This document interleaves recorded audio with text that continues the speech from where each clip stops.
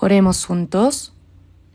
Nuestro Padre Dios, santo y misericordioso que nos ama, en este mundo lleno de pecado, donde no conocíamos la verdadera felicidad ni esperanza, siguiendo solo las vanidades de este mundo, merecíamos ser juzgados y destruidos ante ti, pero cuando no te conocíamos, tú nos amaste primero y para salvarnos enviaste a tu Hijo unigénito, Cristo, quien recibió en nuestro lugar la maldición y el juicio que merecíamos, muriendo en la cruz y derramando su preciosa sangre para perdonar eternamente nuestros pecados y librarnos del juicio y la maldición, salvándonos sin mérito alguno. Por esta gracia grande y asombrosa, ofrecemos sincera gratitud y gloria a ti, nuestro Padre Dios. En este momento te damos gracias por permitirnos a nosotros que hemos sido redimidos por la preciosa sangre del Señor, reunirnos delante de ti para alabar tu gran amor y gracia, aprender tu palabra y tener comunión dentro de la comunidad santa que está contigo. Creemos que también en esta hora estás presente en medio de nosotros. Te pedimos que mires a cada uno de nosotros y sosténnos aún más con tu mano misericordiosa. Sabemos que este mundo está cada vez más lleno de pecado y que está muy cerca el día en que tu ira y tu juicio vendrán sobre esta tierra en estos últimos tiempos. Somos tan débiles que muchas veces no andamos conforme a tu voluntad, sino que seguimos los pensamientos de nuestra carne. Señor, sosténnos aún más con tu palabra, tu gracia y el poder del Espíritu Santo. Renuévanos y perfecciónanos cada día para que podamos vivir como tus hijos sin vergüenza y que podamos vivir el resto de nuestra vida únicamente para tu voluntad y tu gloria. Señor, gobierna y dirige toda nuestra vida. Señor, te pedimos que estés con nuestras muchas iglesias alrededor del mundo y con todos los hermanos y hermanas que aún en medio de las dificultades guardan la fe y predican el Evangelio. Llénalos con tu palabra, sabiduría y el poder del Espíritu Santo para que en estos últimos tiempos testifiquen con más valentía tu Evangelio y así puedan guiar a muchas almas perdidas hacia ti y que se cumpla poderosamente tu gran obra de salvación. Señor, que nos das la palabra necesaria en el momento oportuno y nos enseñas el camino que debemos seguir. También en esta hora te pedimos que nos gobiernes y nos guíes para que podamos discernir la palabra que deseas revelarnos y tu santa voluntad y así vivamos únicamente para tu gloria dentro de tu santa voluntad. En el nombre de nuestro Señor Jesucristo hemos orado. Amén. Busquemos juntos la palabra, Lucas capítulo 12.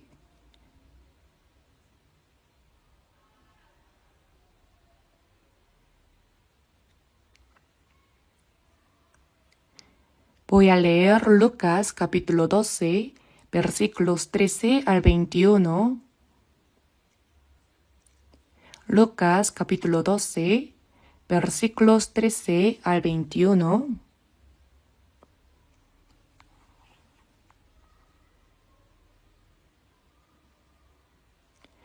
Le dijo a uno de la multitud: Maestro, di a mi hermano que parta conmigo la herencia. Mas él le dijo: Hombre, ¿quién me ha puesto sobre vosotros como juez o partidor? Y les dijo: Mirad y guardaos de toda avaricia, porque la vida del hombre no consiste en la abundancia de los bienes que posee. También les refirió una parábola diciendo: La heredad de un hombre rico había producido mucho. Y él pensaba dentro de sí diciendo: ¿Qué haré? Porque no tengo dónde guardar mis frutos. Y dijo: Esto haré: derribaré mis graneros y los edificaré mayores, y allí guardaré todos mis frutos y mis bienes. Y diré a mi alma: Alma, muchos bienes tienes guardados para muchos años. repósate, come, bebe y regocíjate. Pero Dios le dijo, necio, esta noche vienen a pedirte tu alma, y lo que has provisto, ¿de quién será?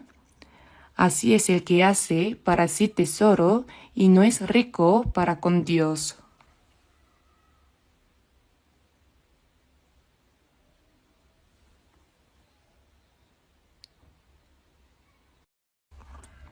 Hasta aquí.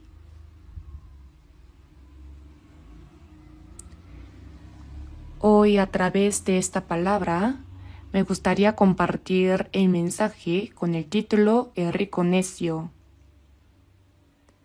Aquí vemos que mientras Jesús recorría la tierra de Israel enseñando y predicando el Evangelio, uno de la multitud le dijo, Maestro, di a mi hermano que parta conmigo la herencia.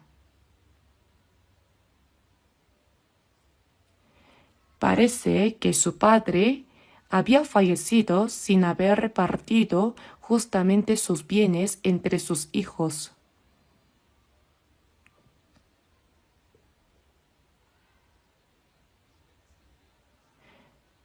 Por eso surgió una disputa entre los hermanos por la herencia.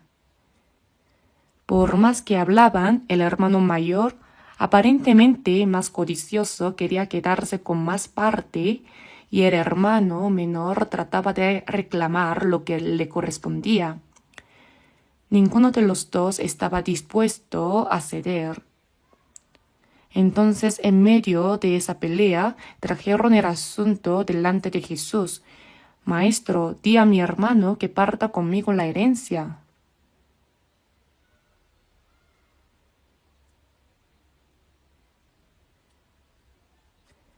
Los conflictos y disputas entre hermanos y familiares por cuestiones de herencia no son algo nuevo. Sucedían en aquel tiempo y siguen ocurriendo hoy en día.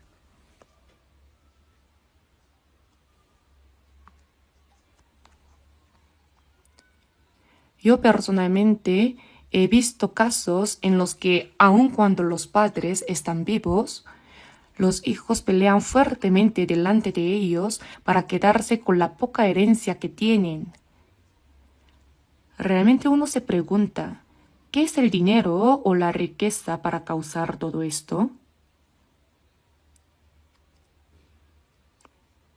Incluso en los grandes conglomerados empresariales, ¿no hemos visto cómo los hermanos terminan en disputas por repartirse los bienes de la empresa? Por ese tipo de problemas, hermanos se convierten en enemigos e incluso amigos dejan de hablarse, todo por causa del dinero, ¿verdad?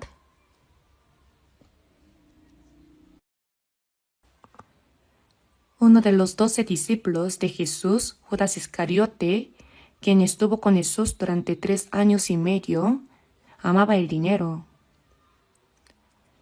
Finalmente, traicionó a su maestro y lo vendió por 30 piezas de plata.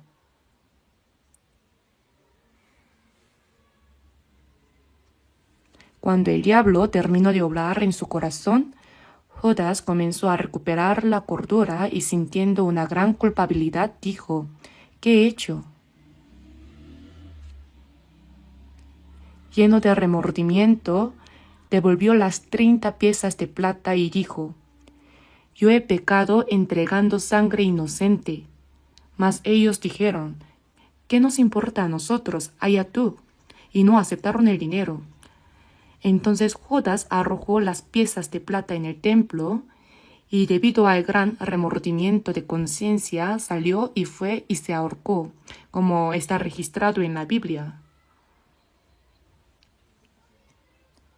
En realidad, Judas no fue quien vendió a Jesús. Jesús no puede ser entregado por alguien como Judas. Judas vendió su alma por 30 piezas de plata. Jesús dijo, a la verdad el Hijo del Hombre va según está escrito de él. El Señor iba a morir y resucitar conforme a lo que estaba escrito, y como se menciona en la Biblia, regresaría al Padre. Sin embargo, Jesús añadió, «Ay de aquel hombre por quien el Hijo del Hombre es entregado. Bueno le fuera a ese hombre no haber nacido. Si no hubiera nacido, no iría al infierno. Pero ¿será que alguien como Judas es el único? No, hay muchos, incluso hoy en día. En este mundo, muchos se dejan llevar por cosas vanas y se enfocan solo en cómo ganar mucho dinero.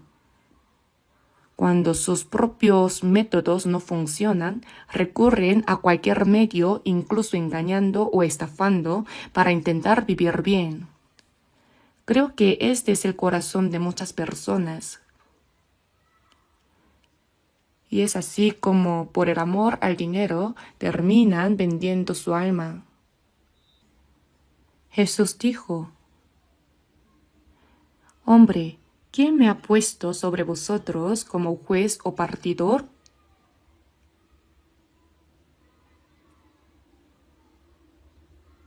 Si pensamos rápidamente, podríamos suponer que dado que siempre hay disputas por el tema de la herencia, Jesús, siendo justo, podría haber preguntado cuánto había exactamente y podría haber decidido que el hermano mayor se quedara con un poco más y el hermano menor se diera un poco.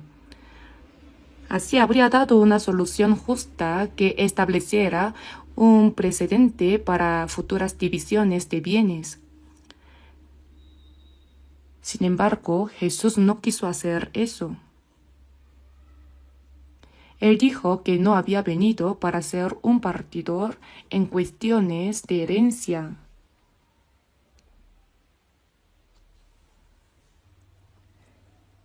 Jesús no vino para satisfacer la codicia humana, ni para, como algunos dicen, quitarles a los ricos y repartir entre los pobres, haciendo un movimiento socialista, estableciendo un orden económico o resolviendo problemas carnales.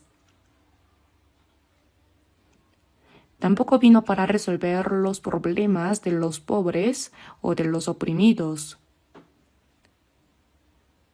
No solo estas dos personas, sino también todos los que estaban presentes allí tenían codicia en su corazón. Por eso Jesús, mirando a la multitud que lo rodeaba, dijo, «Mirad y guardaos de toda avaricia, porque la vida del hombre no consiste en la abundancia de los bienes que posee». En todos los corazones de las personas hay avaricia. Mirad y guardaos de toda avaricia, porque la vida del hombre, es decir, el propósito de la vida del hombre, no consiste en la abundancia de los bienes que posee.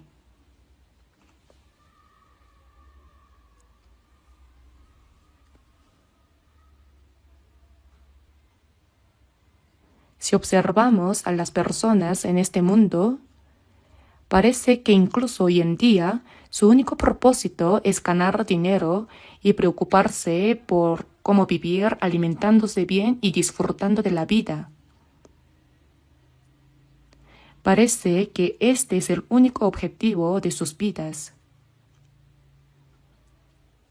No piensan en lo que realmente es el verdadero valor y la esperanza de la vida, ni en el propósito de la vida. Solo piensan en cómo vivir alimentándose bien y disfrutando de la vida en el momento presente.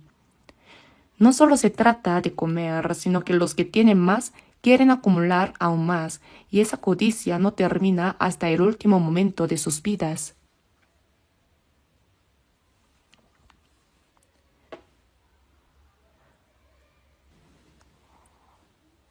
Una vez le dije a una señora que tenía una pequeña tienda, «Señora, debe creer en Jesús y recibir la salvación. Debe pensar en el asunto de su alma». Pero ella me respondió, «Ay, ahora mismo estoy demasiado ocupada tratando de sobrevivir. No tengo tiempo para pensar en mi alma, el cielo o el infierno. Esta tienda la alquilo, pago renta mensual y estoy trabajando duro. Mi propósito es ganar mucho dinero, tener mi propio local y mi propio edificio».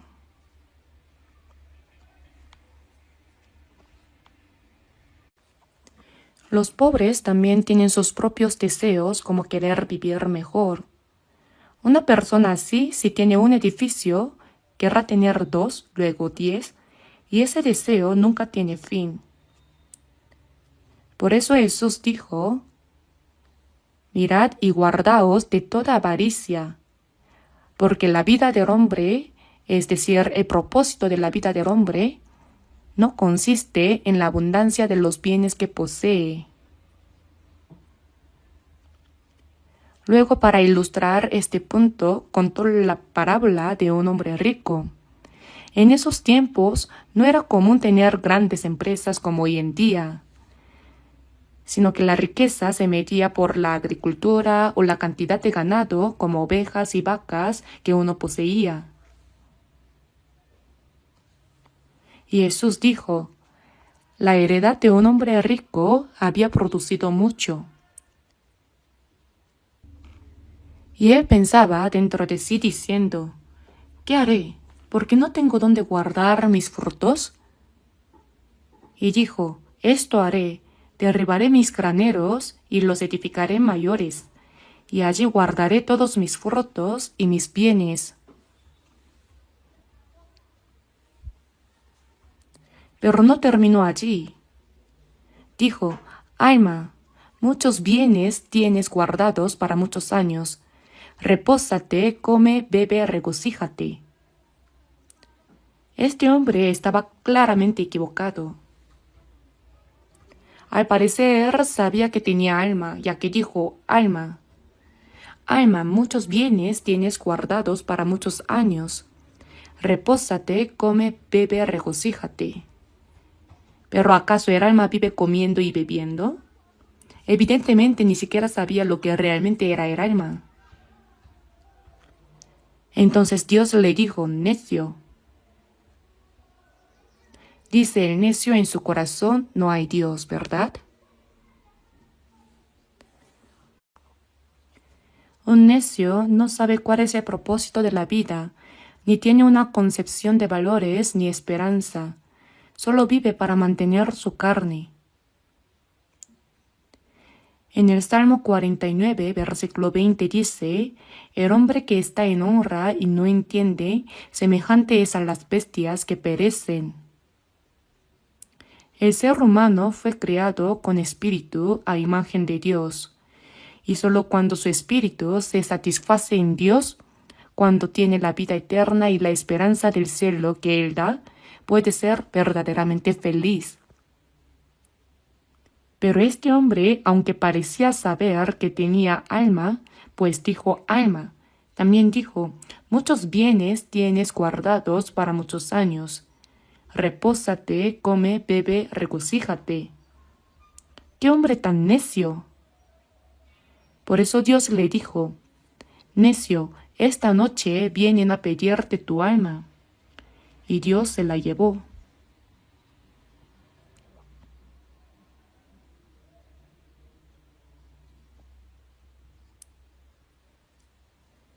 En Eclesiastés capítulo 12, versículo 7 dice: y el polvo vuelve a la tierra como era. El cuerpo fue hecho del polvo, por eso vivimos alimentándonos de lo que proviene de la tierra, y cuando morimos, el cuerpo vuelve al polvo. Pero el espíritu, que fue creado a imagen de Dios, debe volver a Dios como está escrito, y el espíritu vuelva a Dios que lo dio. Por eso antes de morir debemos buscar a Dios y establecer una relación correcta con Él como objetivo. En Eclesiastés capítulo 3 está escrito: ¿quién sabe que el espíritu de los hijos de los hombres sube arriba y que el espíritu del animal desciende abajo a la tierra? Como el alma del ser humano es espíritu, cuando el cuerpo muere, su espíritu sube a Dios. Por eso en Job capítulo 19, versículo 26 dice: y después de deshecha está mi piel, cuando una persona muere, su cuerpo vuelve al polvo. En mi carne he de ver a Dios. Como el espíritu ya no puede permanecer en el cuerpo, sale fuera de la carne y debe encontrarse con Dios. Incluso aquellos que dicen que Dios no existe también deben encontrarse con Él. La tarea más importante que una persona debe cumplir en esta vida es conocer a Dios y establecer una relación correcta con Él. En Amos, capítulo 4, versículo 12 está escrito: prepárate para venir al encuentro de tu Dios. Prepararse para encontrarse con Dios es la tarea más importante que uno debe cumplir mientras vive en este mundo. Pero este rico necio parecía no conocer a Dios, ni tampoco comprendía qué es el alma. Solo decía: come, bebe y regocíjate. Sin embargo, Dios le dijo: necio, esta noche vienen a pedirte tu alma. Como el alma la dio Dios, también Él la lleva. En Proverbios capítulo 27, versículo 1 dice: no te jactes del día de mañana. Las personas solo piensan en cómo vivir mejor más adelante, pero está escrito: no sabes qué dará de sí el día. En Santiago capítulo 4 también se habla de cómo las personas hacen planes para un año y proyectan su futuro. Sin embargo, en Santiago capítulo 4, versículo 14 dice: ¿qué es vuestra vida? Ciertamente es neblina que se aparece por un poco de tiempo y luego se desvanece. La vida de nuestra carne es como una neblina que aparece por un momento y desaparece como el viento. Aún así, los seres humanos tan frágiles hacen planes como si fueran a vivir cientos o miles de años con esperanzas absurdas. Pero en realidad nadie sabe lo que puede pasar en un solo día. Si esta noche Dios viene a pedir nuestra alma, ¿de quién será todo lo que hemos acumulado y preparado? Sea conocimiento, honor, poder o grandes riquezas, ya no será nuestro. Antes de fallecer, el presidente de Samsung, Lee Hon-hee, dijo algo que apareció en los periódicos.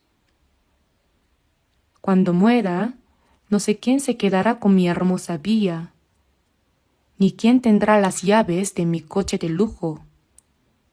No sé qué pasará con todo eso.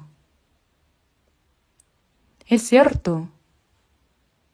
Por mucho que uno tenga cosas buenas, nada de eso perdura para siempre. Todo tiene su fin.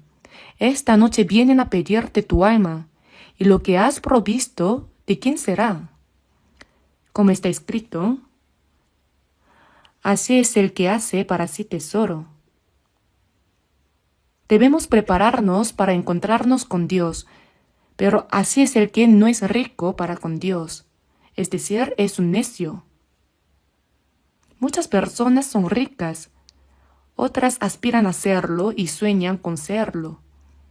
Pero desde la perspectiva de Dios, todos ellos son simplemente ricos necios.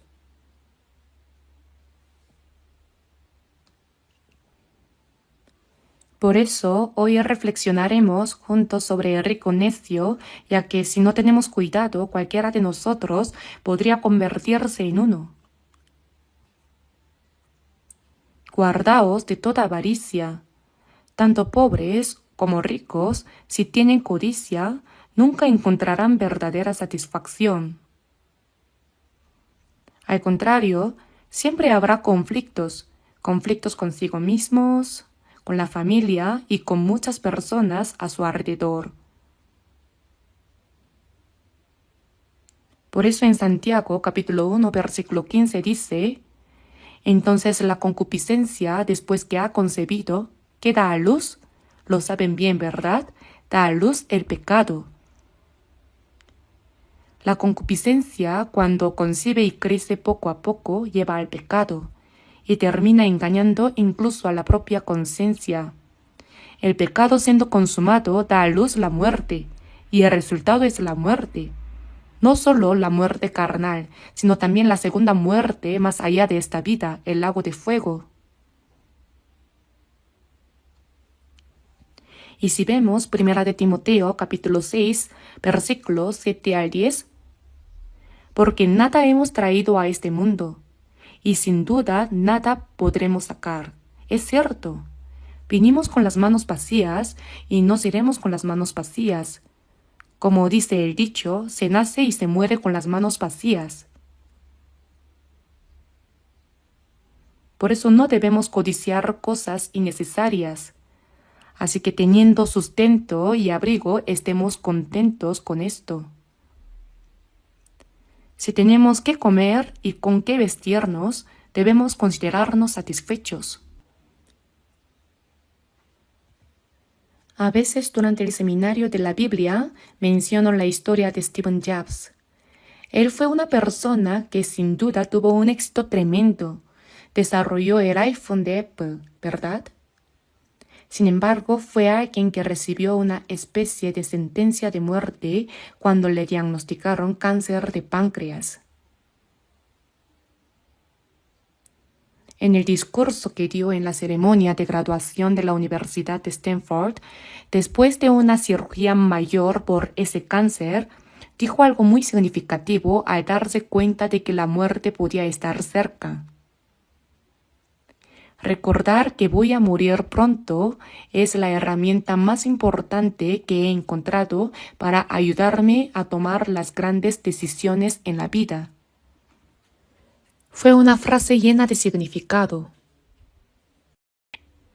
Y antes de morir en la unidad de cuidados intensivos, Steve Jobs dijo algo muy impactante: he conseguido riqueza y viví esforzándome únicamente por obtener dinero.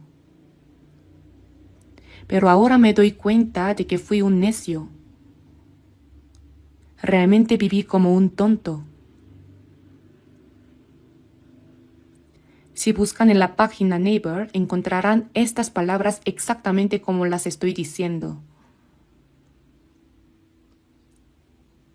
También están registradas sus últimas palabras. Dijo que antes de morir llegó a comprender algo. Hay algo mucho más importante que acumular riquezas. ¿Qué será eso? Aunque no lo expresó con exactitud, entendió que hay algo mucho más valioso que ganar dinero. Eso es lo que uno debe resolver, el problema del alma.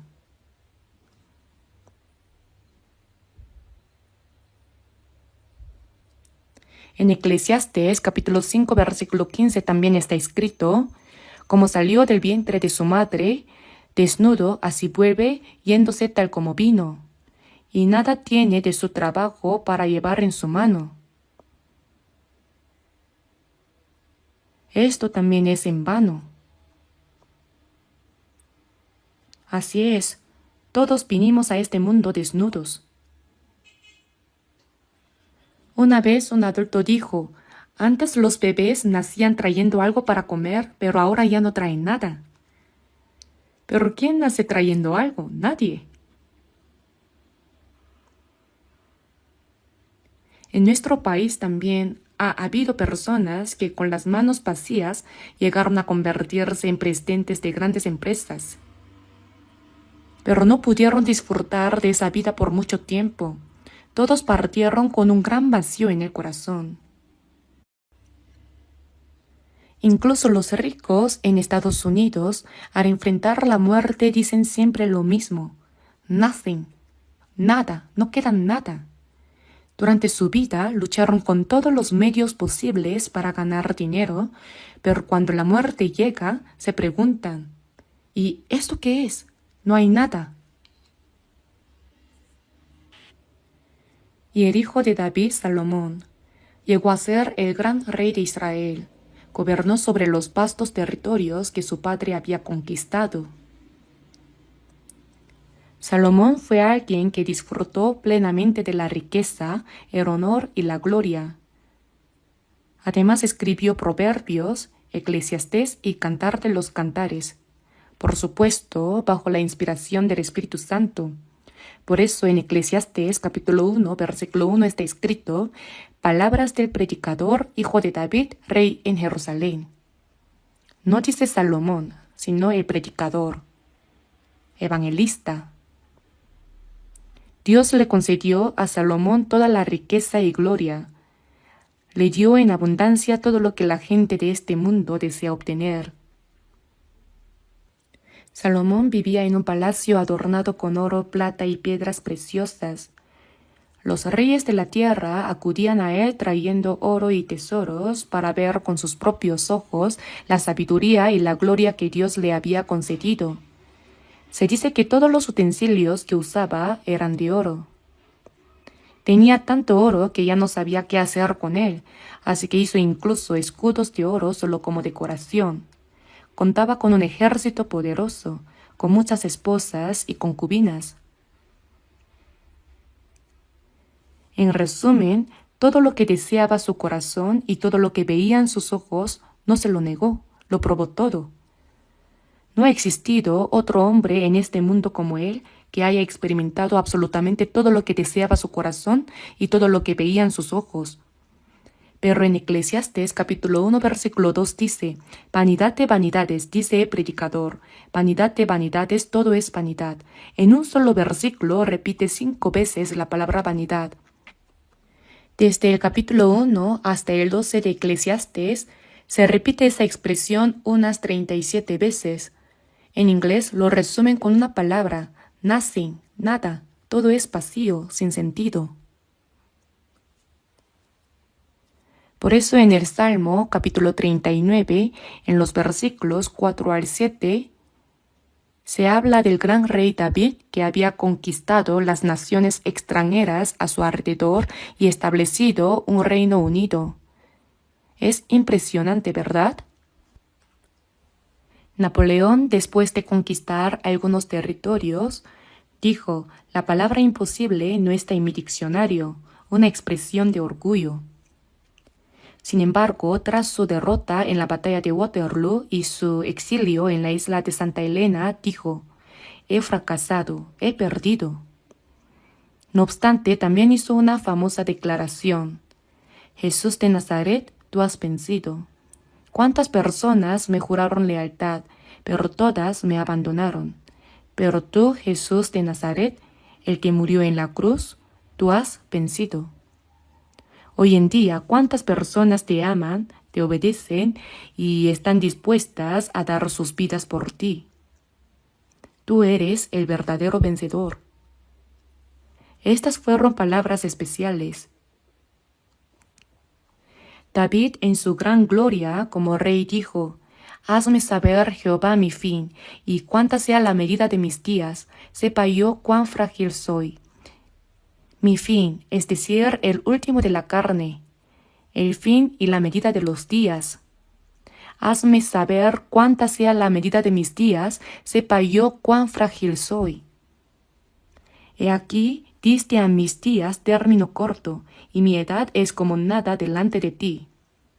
Ciertamente es completa vanidad todo hombre que vive. La vida ante Dios es como la anchura de la palma de la mano. Si se pone una hormiga sobre la palma, rápidamente caerá. Y mi edad es como nada delante de ti. Ciertamente es completa vanidad todo hombre que vive. Ahora, aunque uno haya tenido éxito y haya obtenido todo, cuando afirma estar firme, en realidad todo es completa vanidad. Ciertamente como una sombra es el hombre. Ciertamente en vano se afana, amontona riquezas y no sabe quién las recogerá. David sabía esto. Todas las personas se afanan en cosas vanas y amontonan riquezas más y más. Ciertamente en vano se afana, amontona riquezas y no sabe quién las recogerá. Y ahora, Señor, ¿qué esperaré? Mi esperanza está en ti. Realmente ese gran rey David testificó que este mundo es vanidad. Todo es vanidad. Mi esperanza está solo en el Señor. Por eso Dios amó tanto a David. Bien, debemos saber esta verdad primero. Vamos a abrir brevemente el libro de Eclesiastés. Como solo estoy mencionando la Biblia todo el tiempo, veamos Eclesiastés capítulo 9. Eclesiastés capítulo 9, versículo 3. Lo tenemos, leamos juntos. Este mal hay entre todo lo que se hace debajo del sol, que un mismo suceso acontece a todos, y también que el corazón de los hijos de los hombres está lleno de mal y de insensatez en su corazón durante su vida, y después de esto se van a los muertos. Este mal hay entre todo lo que se hace debajo del sol, que un mismo suceso acontece a todos, y también que el corazón de los hijos de los hombres está lleno de mal y de insensatez en su corazón durante su vida.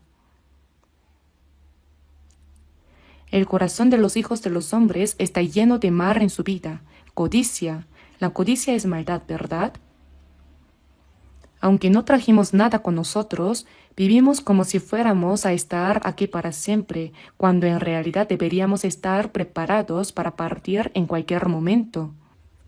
Está lleno de mal y de insensatez en su corazón durante su vida. ¿No es esta palabra muy realista? Algunas personas están locas por el sexo opuesto. De verdad hay quienes están completamente fuera de sí. Algunos actores y actrices, especialmente las mujeres, parecen enloquecer, aunque no tiene sentido enloquecer así. Y también hay hombres que se vuelven locos. Hay quienes pierden la cabeza cegados por el deseo de fama. No están en su sano juicio, están locos.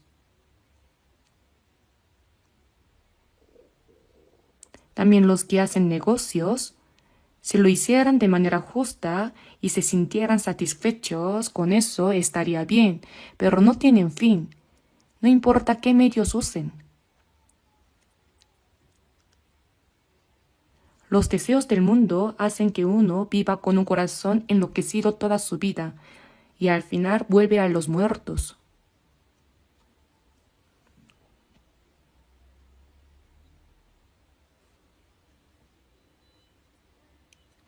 Por eso en el versículo 4,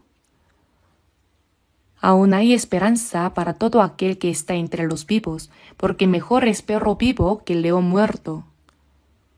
Este versículo es realmente interesante. ¿De qué sirve un león si está muerto?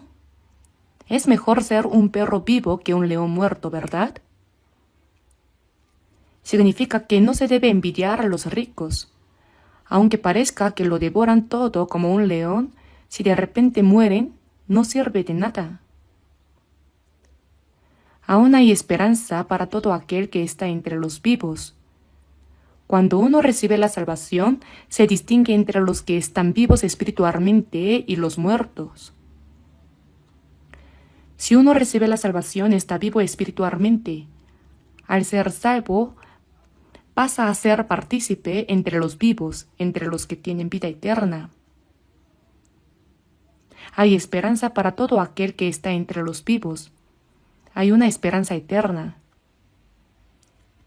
Por eso, de verdad pienso que la gente de este mundo no está en su sano juicio.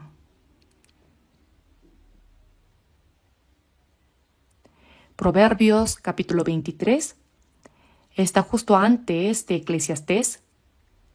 Proverbios capítulo 23.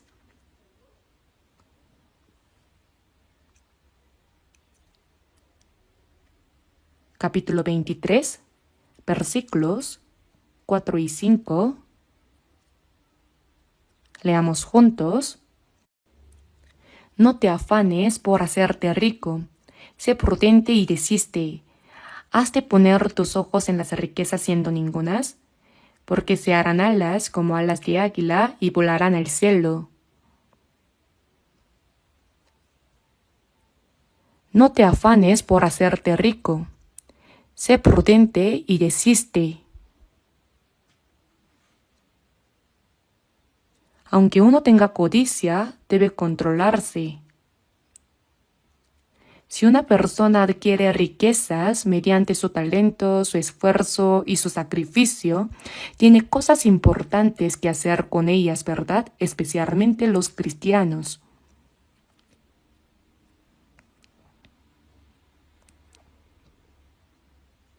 Se puede usar para salvar almas que van camino al infierno o para ayudar a hermanos y hermanas pobres.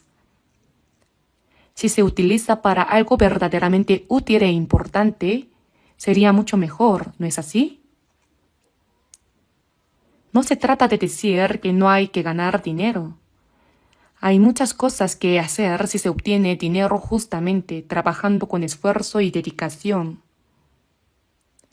Por eso en Efesios dice, el que hurtaba no hurte más, sino trabaje, haciendo con sus manos lo que es bueno para que tenga que compartir con el que padece necesidad.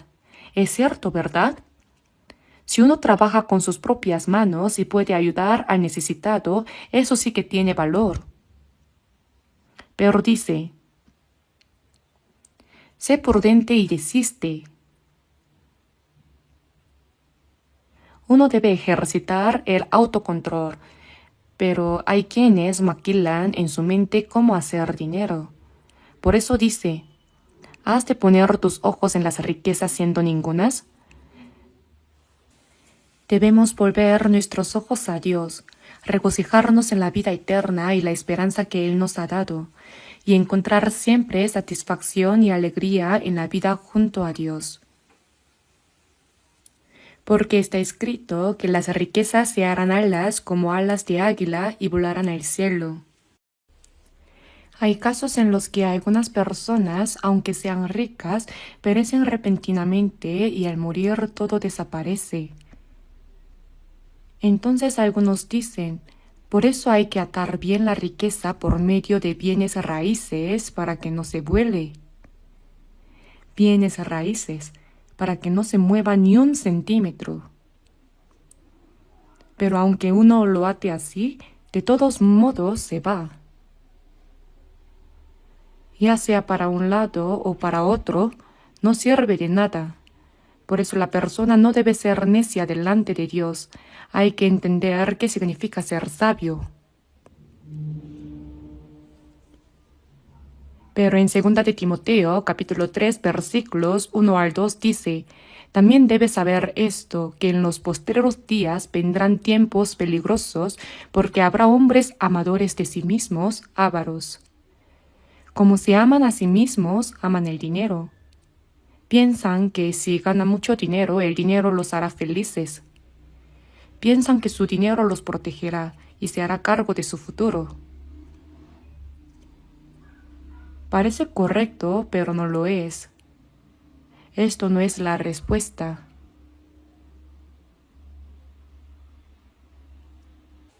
Nosotros no debemos poner nuestra esperanza en esta tierra. Todo es vanidad.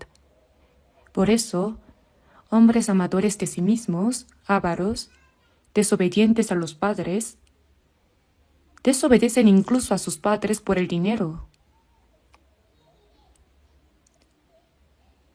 Ingratos, crueles. Las personas se vuelven crueles. Es extraño. Y amadores de los deleites más que de Dios. Aman más las riquezas de este mundo que a Dios. Y como creen que esas riquezas les dan alegría y felicidad, aman esos placeres vanos más que a Dios.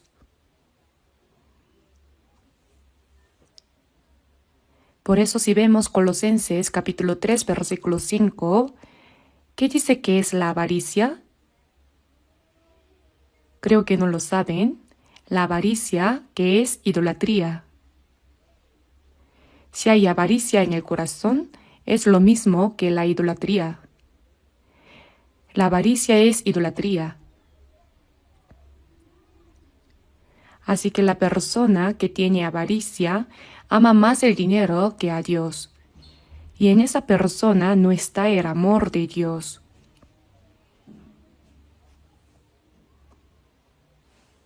Hay personas en la Biblia, tanto en el Antiguo como en el Nuevo Testamento, que se arruinaron por la avaricia de la riqueza.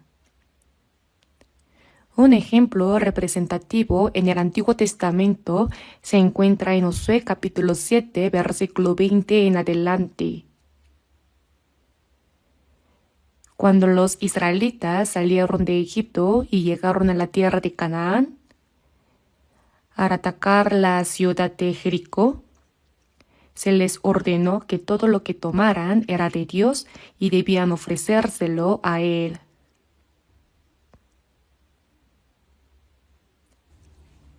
Sin embargo, un hombre llamado Acán vio un manto babilónico de Sinar que le pareció muy bueno. Y también vio lingotes de oro y plata y rápidamente los escondió debajo de su tienda, los ocultó debajo de la tierra.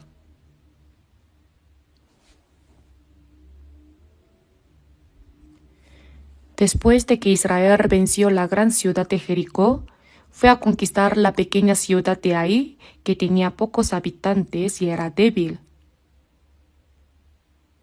Sin embargo, a pesar de haber derrotado a la gran ciudad de Jericó, Israel fue derrotado ante los habitantes de Ai. 36 de ellos murieron de repente. Entonces, al ver que habían sido derrotados por los pueblos extranjeros, los israelitas temieron que todas las naciones circundantes los atacaran y los destruyeran. Por eso clamaron a Dios diciendo: «Señor, ¿qué ha pasado?». Y Dios respondió: «Y también han tomado del anatema y hasta han hurtado, han mentido y aún lo han guardado entre sus enseres».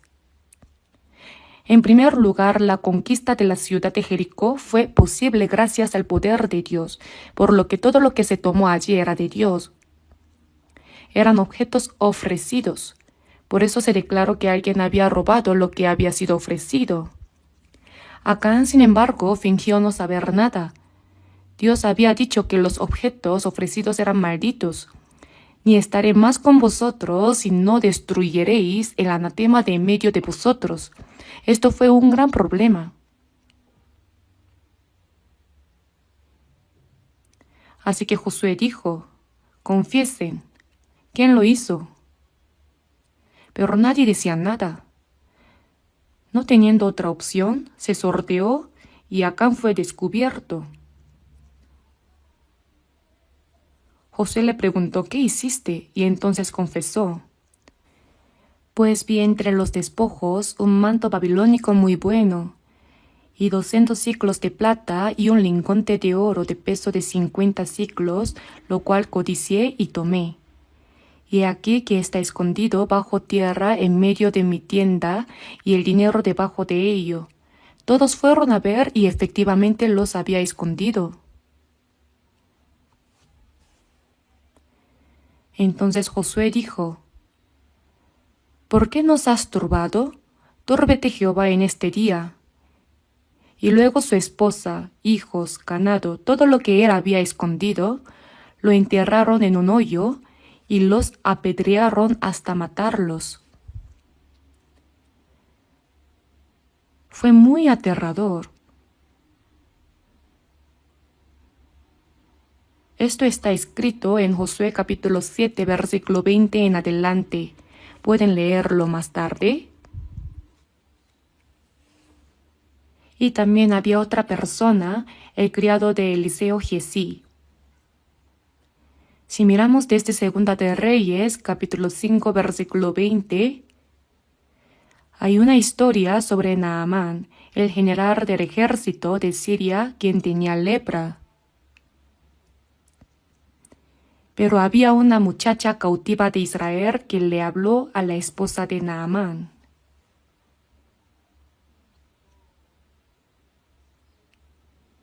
«Si rogase mi señor al profeta que está en Samaria, él lo sanaría de su lepra».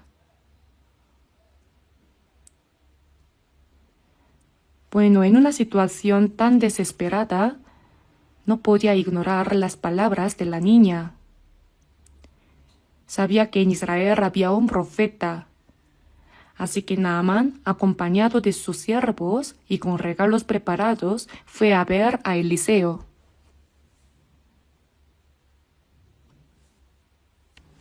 Naamán, siendo general del ejército de Siria, tenía gran poder.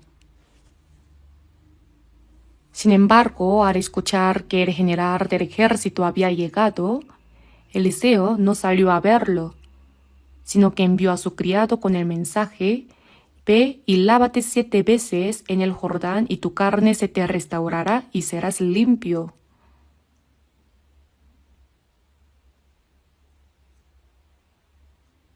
Entonces Naamán se enojó y dijo, He aquí yo decía para mí, saldrá él luego y estando en pie invocará el nombre de Jehová su Dios y alzará su mano y tocará el lugar y sanará la lepra.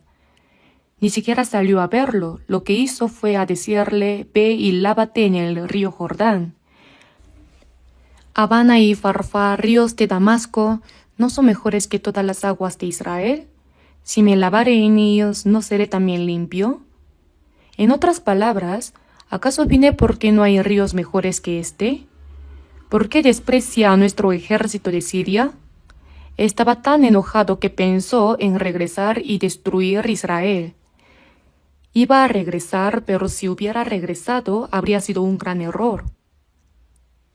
Pero sus criados le dijeron, Padre mío, si el profeta te mandara alguna gran cosa, ¿no la harías? ¿Cuánto más diciéndote, lávate y serás limpio? Es decir, ¿por qué no pruebas lo que te dice? Es solo sumergirse 7 veces en el Jordán. ¿Acaso es tan difícil?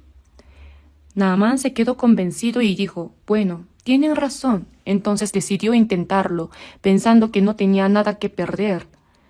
Se sumergió una vez y nada cambió. Se sumergió de nuevo y la lepra parecía incluso más hinchada y fea.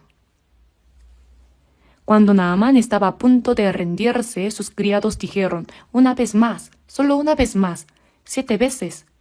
Y Naamán pensó, está bien. Y entonces descendió y se zambulló 7 veces en el Jordán conforme a la palabra del varón de Dios, y su carne se volvió como la carne de un niño y quedó limpio. Entonces Naamán fue a ver a Eliseo y le dijo, gracias, porque tú has sanado mi lepra. Luego ofreció los regalos que había traído, diciendo, te ruego que recibas algún presente de tu siervo. Pero Eliseo no aceptó nada en absoluto. Vive Jehová en cuya presencia estoy, que no lo aceptaré. Entonces Naamán le dijo, te ruego pues, de esta tierra no se dará a tu siervo la carga de un par de mulas, porque de aquí en adelante tu siervo no sacrificará holocausto ni ofrecerá sacrificio a otros dioses, sino a Jehová. Eliseo le dijo que lo hiciera, pero sabía que aunque la lepra de ese hombre había sanado, no podría servir a Dios porque vivía en un país idólatra.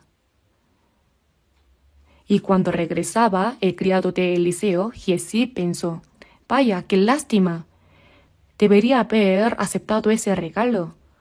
Hubiera sido bueno si me lo hubiera dado a mí. Pero Eliseo lo dejó ir. Entonces, sin que Eliseo lo supiera, lo siguió. Caminó un buen trecho y cuando alcanzó a Naamán le dijo, mi señor me envía a decirte, he aquí vinieron a mí en esta hora del monte de Efraín 2 jóvenes de los hijos de los profetas. Te ruego que les des un talento de plata y 2 vestidos nuevos. De esta manera, Giezi consiguió lo que quería. Lo puso todo a cuestas a 2 de sus criados para que lo llevaran con los animales y lo guardó en su casa.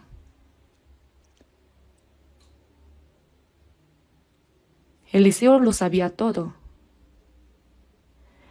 ¿De dónde vienes, Giezi? Y él dijo, tu siervo no ha ido a ninguna parte.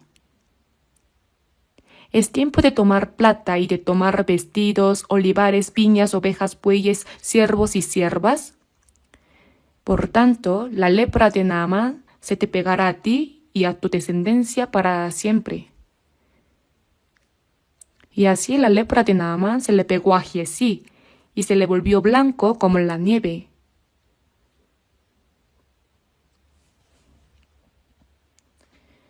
Por lo tanto, las personas que fueron maldecidas por la codicia incluyen a Acán y Giezi. En el Nuevo Testamento también están Ananías y Zafira. En el libro de los Hechos, los primeros cristianos vendían sus tierras, casas y propiedades y ponían todo a los pies de los apóstoles. El primero en hacerlo fue Bernabé. ¿Por qué? Porque los santos de la iglesia primitiva, al comprender profundamente el amor de Dios, estaban tan agradecidos que podían ofrecerle todo, incluso sus vidas. Además Jesús dijo: pero cuando viereis a Jerusalén rodeada de ejércitos, sabed entonces que su destrucción ha llegado. Jesús dijo que Jerusalén pronto sería destruida. El ejército romano sería enviado a los judíos que mataron a Jesús. Y el día de la destrucción de Jerusalén sería también el día de la caída de Israel. Por lo tanto, en Jerusalén no había ninguna esperanza. Jesús dijo: cuando viereis a Jerusalén rodeada de ejércitos, sabed entonces que su destrucción ha llegado. Y debían huir rápidamente si querían salvarse. Así que dentro de Jerusalén tenían que vender sus casas y tierras. Por eso en Hechos capítulo 4 encontramos versículos como: lo ponían a los pies de los apóstoles y se repartía a cada uno según su necesidad. Y así que no había entre ellos ningún necesitado. En ese tiempo Ananías y Zafira también vendieron todo. Como Bernabé lideraba este acto, todos los seguían. Sin embargo, como les daba pena darlo todo, Ananías le dijo a su esposa: querida, dejemos un poco. También necesitamos algo para vivir. Y ella estuvo de acuerdo, así que mientras los demás lo daban todo, ellos escondieron una parte. Pedro sabía todo eso. Le preguntó a Ananías: ¿eso es todo lo que vendiste? ¿Es todo? Y Ananías respondió: sí, todo lo que vendí lo he traído.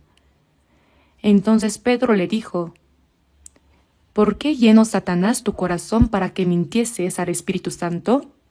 Y Ananías cayó muerto en el acto por mentir. Si querías vender o no, ¿quién te obligó a hacerlo? Después de vender, podrías haber dicho cuánto te quedaba, pero ¿por qué mentir? Pedro dijo: no has mentido a los hombres, sino a Dios. Ananías murió allí mismo. Pero su esposa Zafira, sin saberlo, llegó y Pedro le preguntó: dime, ¿vendisteis en tanto la heredad? Y ella dijo: sí, en tanto.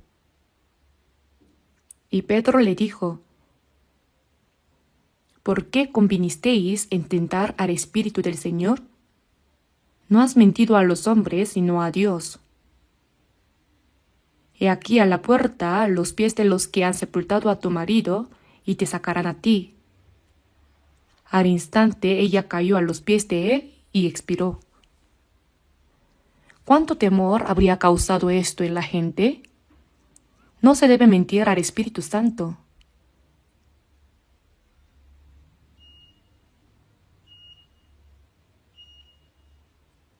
No se trata de cuánto se dio, sino de que mentir al Espíritu Santo es el problema más grande. Además, si no lo hubieran vendido, habrían quedado atrapados y habrían muerto en Jerusalén debido a la riqueza. ¿Por qué la esposa de Lot, cuando Sodoma y Gomorra fueron destruidas, miró atrás y se convirtió en una estatua de sal? ¡Ay, olvidé mi túnica de seda en el armario! ¡Ay, olvidé mi anillo de oro! Y al mirar atrás, se convirtió en una estatua de sal. Si no hubiera tenido nada, no le habría pasado nada. Hay personas que murieron debido a la codicia. Judas Iscariote vendió a Jesús por 30 piezas de plata y cayó directamente al infierno. ¿Cuántas personas perecieron debido a la codicia hasta el día de hoy? Si hay codicia por las riquezas, se está lleno de amor al dinero y no hay espacio para amar a Dios.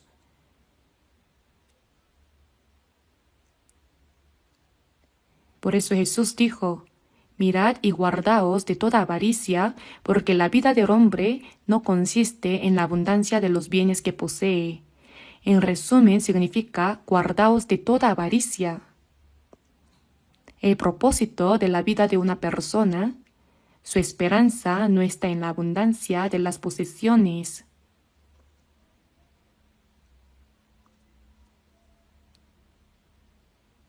La felicidad y el propósito de la vida en este mundo no están en la abundancia de riquezas, como el Señor enfatizó claramente.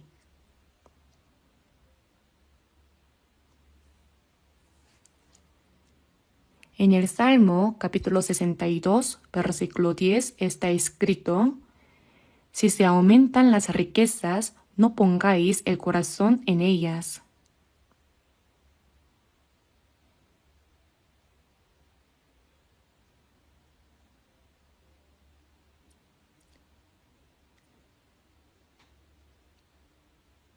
En Salmo capítulo 62, versículo 10, se menciona que las riquezas pueden aumentar, pero no debemos dejar que nuestro corazón sea cautivado por ello.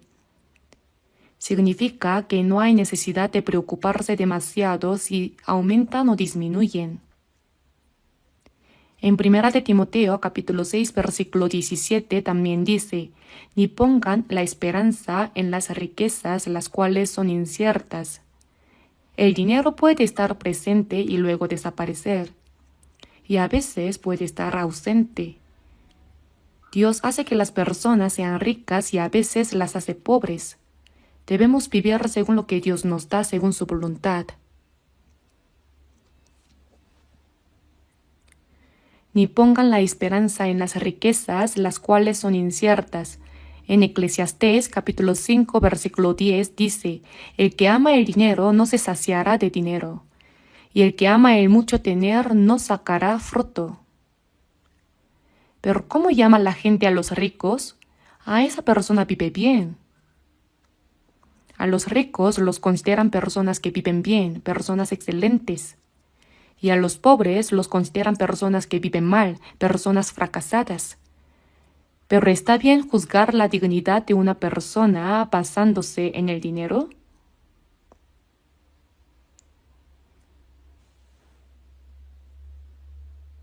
Jesús dijo: La vida del hombre no consiste en la abundancia de los bienes que posee.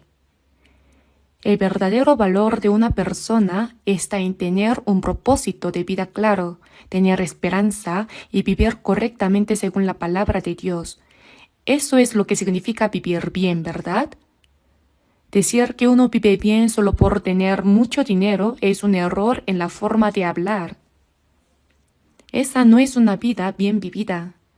Esa es una vida mal vivida.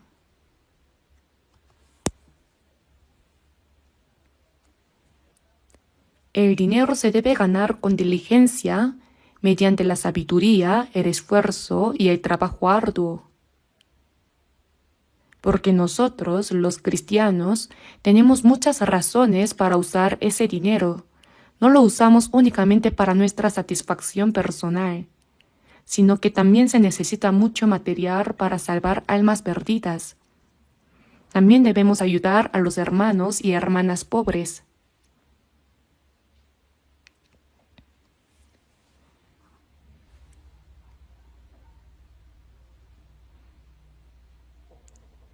Cuando las personas se dejan llevar por las riquezas, su alma muere. Así como una rana muere si cae en un pozo de excremento, una persona muere si cae en un pozo de dinero.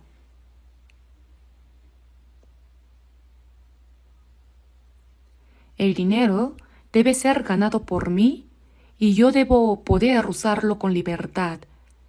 No debemos aferrarnos a él, ¿entienden? Cuando una persona cae en un pozo de dinero, muere.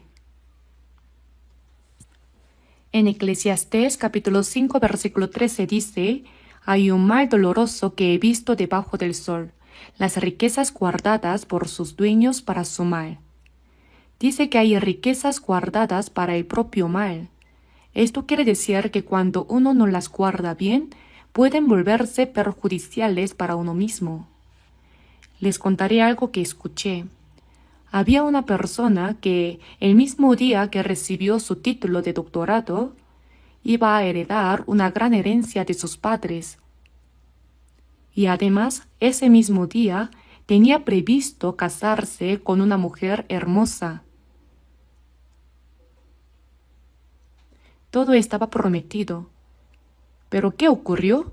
Al salir con su título de doctorado, fue atropellado por un taxi que pasaba y murió. Es una historia que escuché. Entonces, ¿de qué sirve el doctorado? ¿De qué sirven tantas riquezas? Iba a vivir una vida feliz como un sueño junto a esa mujer hermosa, pero todo se rompió. No sé si lo recuerdan, pero hace algunos años un avión de Korean Air tuvo un accidente en Guam. Es algo curioso. Yo también he ido a Guam varias veces y los aviones siempre llegan muy tarde en la noche. Parece que así están asignados los horarios de aterrizaje. Pero en este caso, el piloto cometió un error al aterrizar. El avión se estrelló contra una montaña. Murieron todos. Más tarde se descubrió que entre los pasajeros había muchas parejas de recién casados y turistas, pero también estaba una familia entera que murió en el accidente. Según la noticia, era una familia que había vivido muchos años en Estados Unidos, trabajando y esforzándose mucho para ganar dinero. Finalmente dijeron, ya no más sufrimiento, regresemos a nuestra patria, a Corea, y vivamos tranquilos disfrutando en familia, viajando por el extranjero. Y su primer viaje fue a Guam, pero toda la familia murió. Esto se publicó en el periódico.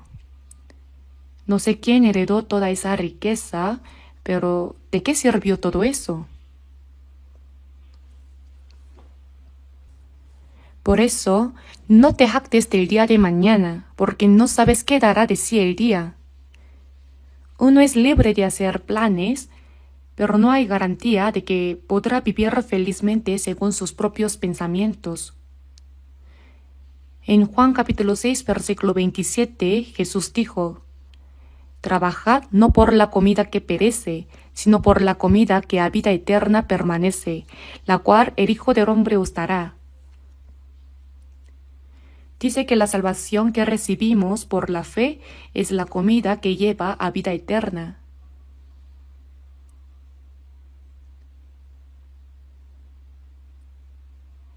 Cuando Jesús fue tentado por el diablo, había ayunado 40 días y estaba extremadamente cansado. Realmente no sé cómo pudo sobrevivir después de haber ayunado 40 días. El diablo apareció, el tentador. Si eres hijo de Dios, ¿qué es eso de sí? El diablo trataba de sembrar dudas sobre si Jesús realmente era el Hijo de Dios. ¿Por qué si eres el Hijo de Dios tienes tanta hambre? Si eres Hijo de Dios, di que estas piedras se conviertan en pan. Si conviertes las piedras en pan, entonces podrás comer. ¿Y qué le respondió Jesús? Dijo, me había olvidado de eso. O dijo, claro, puedo hacerlo, ¿haré pan de las piedras? Jesús había dicho que incluso las piedras podrían convertirse en hijos de Abraham, ¿verdad? Sin embargo, no dijo así. Jesús respondió, escrito está, no solo de pan vivirá el hombre, sino de toda palabra que sale de la boca de Dios. El hombre no debe vivir solo de pan, el alimento carnal, sino también del alimento espiritual. No está mal decirlo así, pero Jesús no se refería solo a eso. Jesús es el Verbo hecho carne. ¿Y qué significa esto? Significa que no solo es importante el problema de la comida y la supervivencia, sino que lo realmente importante es obedecer la palabra de Dios. ¿Lo entienden? En Juan capítulo 4, cuando Jesús pasó por Samaria, estaba extremadamente cansado, sediento y hambriento. Los discípulos fueron al pueblo a comprar algo de comida y volvieron con ella. Ellos dijeron, Rabí, come. Y Jesús les respondió, yo tengo una comida que comer que vosotros no sabéis.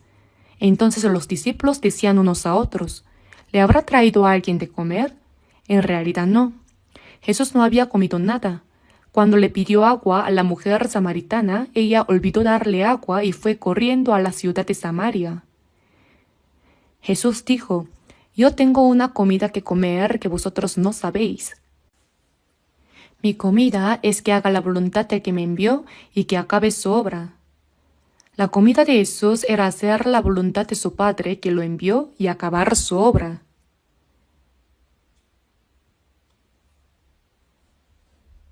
Hermanos, el objetivo no es solo conocer mucho de la Biblia, sino que al conocerla también debemos guardarla. Guardar esa palabra es el verdadero alimento.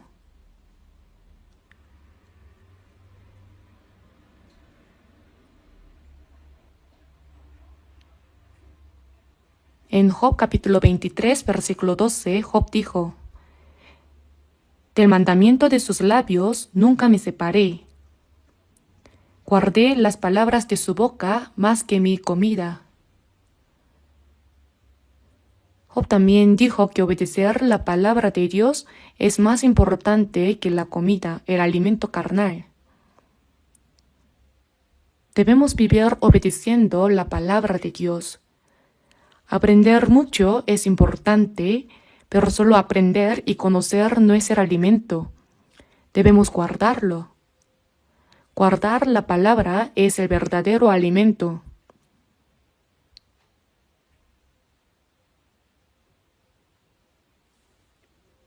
Jesús llamó necio al hombre rico que había acumulado grandes riquezas.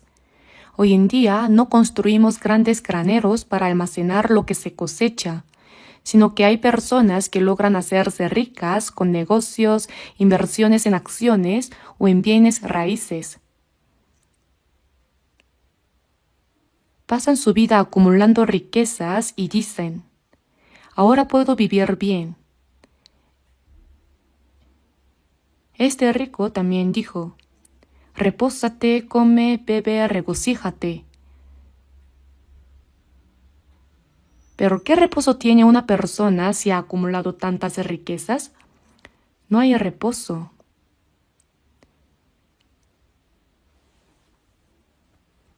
El reposo carnal es importante, pero lo más importante es el reposo del corazón, es decir, el reposo del alma. Es más importante resolver los problemas del alma que los problemas carnales. No solo debemos ser salvos, sino también vivir de acuerdo a la palabra de Dios, y eso es lo que trae el verdadero reposo a nuestra alma.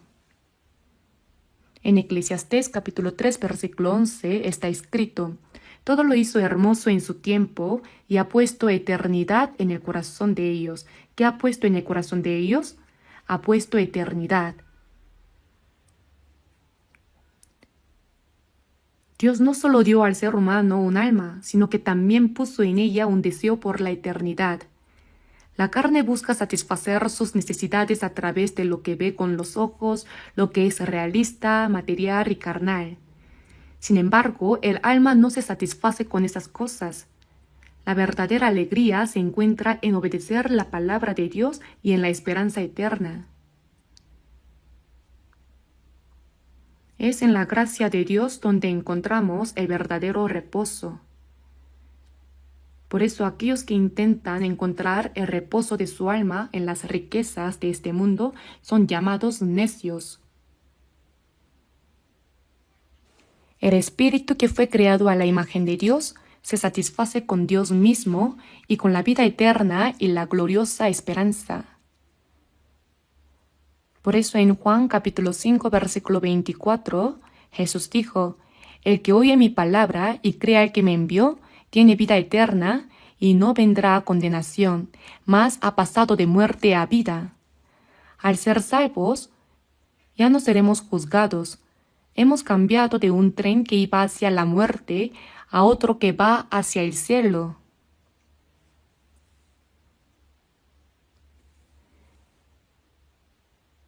El alma no se satisface con los conocimientos de este mundo, ni con las riquezas, los placeres mundanos, la fama, ni nada de eso. Una persona salva nunca estará satisfecha con eso. Los pecadores que están lejos de Dios no tienen esa verdadera satisfacción, felicidad ni reposo que nosotros tenemos. Ellos viven con el temor del juicio de Dios. Últimamente vi un programa en la televisión llamado Más hermoso que el cielo.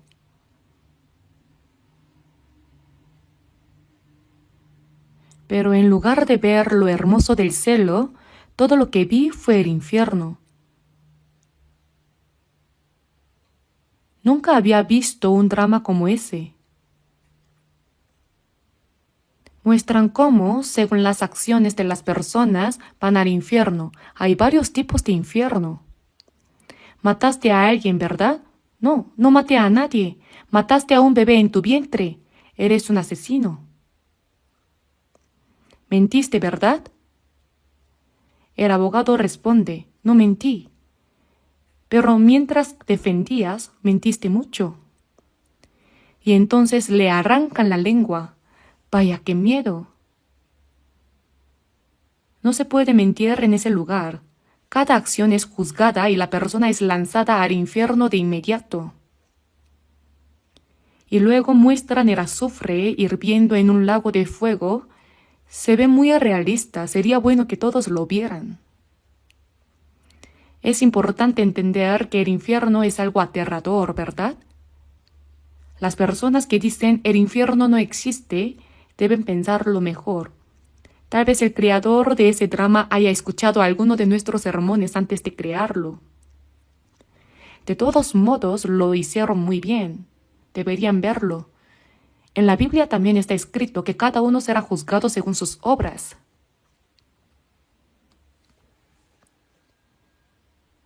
En el huerto de Edén había dos árboles importantes, el árbol de la vida que daba vida eterna y el árbol de la ciencia del bien y del mal, cuyo fruto traía la muerte si se comía. Sin embargo, el diablo engañó a Eva diciéndole, prueba el fruto, no morirás. No es que vayas a morir, sino que al comerlo se te abrirán los ojos, obtendrás sabiduría y serás como Dios. Dios no quiere que lo comas porque tiene celos de ti. Las mujeres, por lo general, son más vulnerables emocionalmente en estos aspectos, ¿verdad? Además, cuando Dios dio ese mandato, Eva aún no había sido creada, fue Adán quien se lo transmitió. Por eso su convicción en la palabra de Dios era más débil. Aunque Dios había dicho, no comeréis de él ni le tocaréis para que no muráis. Y también más del árbol de la ciencia del bien y del mal no comerás, porque el día que de él comieres ciertamente morirás. Como Eva no tenía una convicción firme, el diablo aprovechó para tentar. Pruébalo, no morirás, está delicioso. Se te abrirán los ojos y serás sabia. Vamos, pruébalo. Después de recibir la tentación, y vio la mujer que el árbol era bueno para comer y que era agradable a los ojos, y árbol codiciable para alcanzar la sabiduría. Sí, y entonces lo comió. Luego le dijo a Adán, amor, prueba esto. ¿Qué es? Es el fruto de la ciencia del bien y del mal. ¿Qué? Pero Dios dijo que si lo comemos moriremos. Entonces, ¿qué hago? Pues morirás. ¿Qué más? ¿Y cómo vas a vivir tú solo si yo muero? Si morimos, morimos juntos. Si vivimos, vivimos juntos. Pruébalo. Entonces Adán, con el corazón debilitado, dijo, bueno, está bien, y lo comió también. Si el diablo hubiera ido directamente a Adán, él no habría caído. Por eso fue a su hermosa esposa Eva. Así que el diablo es sabio. Su objetivo era hacer caer a Adán a través de Eva. Uno se pregunta, ¿qué habría pasado si Adán no lo hubiera comido? Es simple. Eva habría muerto y Dios habría dado una nueva esposa para Adán. Bueno, eso es lo que digo. De todos modos, el diablo logró hacer que comieran del fruto de la ciencia del bien y del mal. Este diablo, incluso ahora, utiliza todas las cosas del mundo para que las personas no piensen en lo espiritual. Hace que se enfoquen en lo material, en lo visible, en lo mundano, y así les hace olvidar el sufrimiento de su alma. El ser humano experimenta conflictos espirituales y anhela la gracia espiritual, pero el diablo obra para que ni siquiera pueda pensar en eso. Su acechanza es distraer el sufrimiento del alma con las cosas del mundo. Hace que las personas solo persigan lo carnal, lo material, lo realista, lo visible, y que se esfuercen sin cesar por encontrar satisfacción en ello. Y así termina mordiendo el anzuelo del engaño de Satanás. Y eso es la perdición.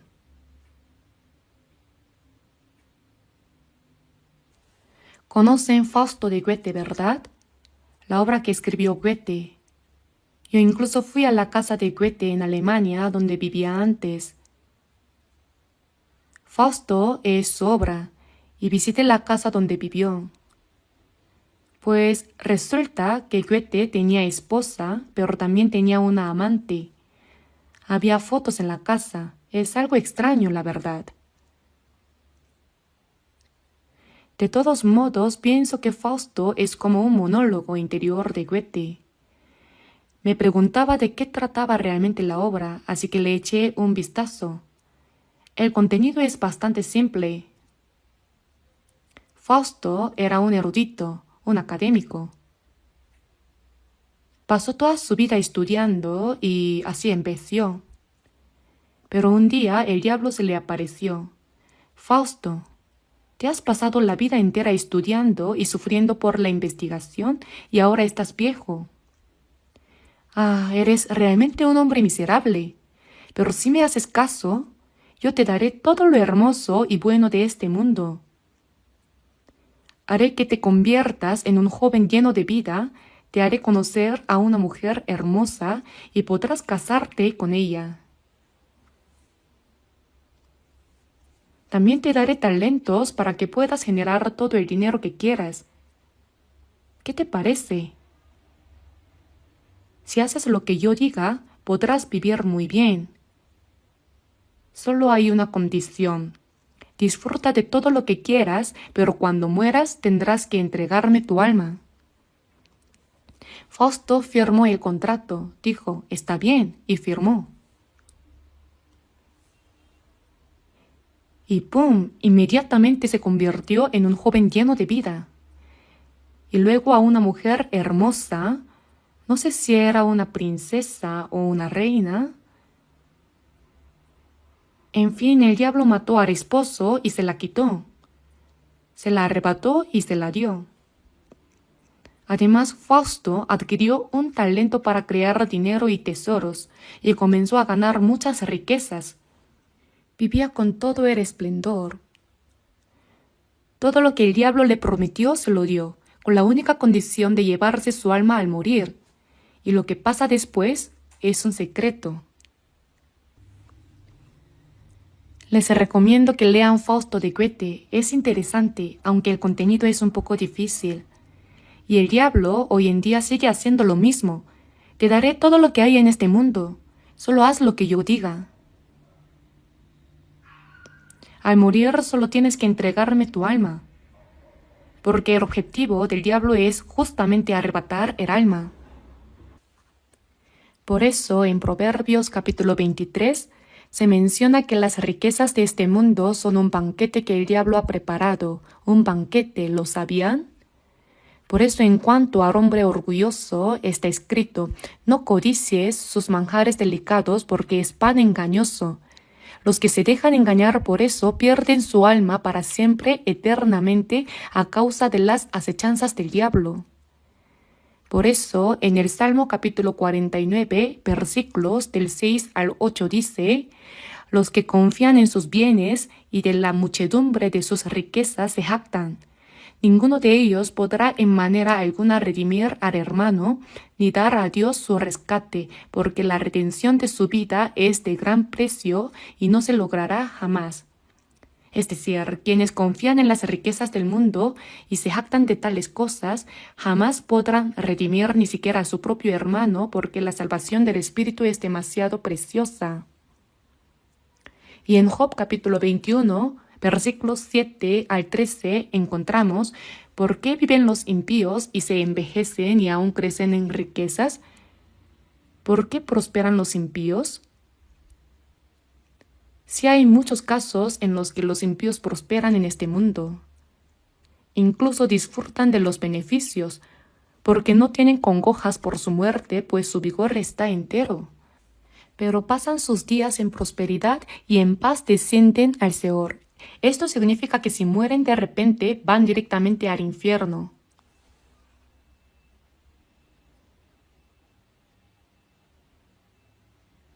En Proverbios capítulo 21 versículo 4 se menciona: el pensamiento de impíos son pecado. Es decir, cuando los impíos prosperan, deberían ser destruidos, pero su prosperidad en realidad es pecado. En Eclesiastés capítulo 7 versículos 1 al 4 encontramos: el corazón de los sabios está en la casa del luto, mas el corazón de los insensatos en la casa en que hay alegría. El necio que pasa su tiempo en banquetes, comiendo, bebiendo y cantando, no entiende la miseria de su alma, no reflexiona sobre la muerte. ¿Por qué el corazón del sabio está en la casa del luto? Cuando uno va a una casa de luto, los familiares están llorando, pensando en la persona que ha muerto. El salvo, al ir a una casa de luto, reflexiona sobre la muerte. Y una persona no salva puede darse cuenta de que algún día morirá, y al pensar en la muerte, surge en su corazón el deseo de que su alma también sea salvada. En cuanto a los reyes, presidentes, multimillonarios o aquellos que tienen honor y poder en este mundo, todo eso es inútil. Cuando Dios los llama, deben dejar todo atrás. Muchas personas famosas ya han partido. Y cuando mueren, no deberíamos pensar solo en que han muerto, sino en a dónde han ido. La muerte no es lo que importa, lo importante es lo que viene después.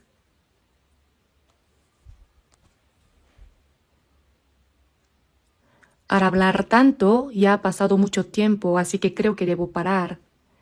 Hay mucho más que quiero compartir, ¿verdad? Algunas personas dirían: ¿por qué está hablando tanto? Así que voy a detenerme.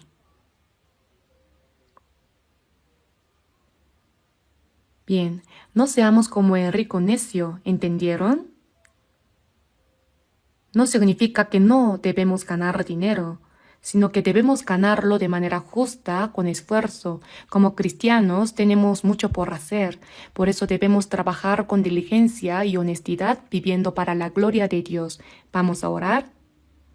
Padre Dios misericordioso, gracias por habernos distinguido de entre tantas personas en este mundo para concedernos la salvación. Gracias por darnos la vida eterna y la gloriosa esperanza de entrar en el reino de los cielos. Ahora que hemos recibido la vida eterna y la esperanza del Señor, te pedimos que mientras vivamos en esta tierra, no permitas que nuestro corazón sea nuevamente cautivado por las vanidades del mundo, ni que vivamos según los deseos de la carne. Ayúdanos a vivir únicamente para tu voluntad y tu gloria. Guíanos para que cuando pronto regrese el Señor y nos presentemos ante ti, podamos estar sin reprensión ni vergüenza delante de tu gloria. En el nombre de nuestro Señor Jesús hemos orado. Amén.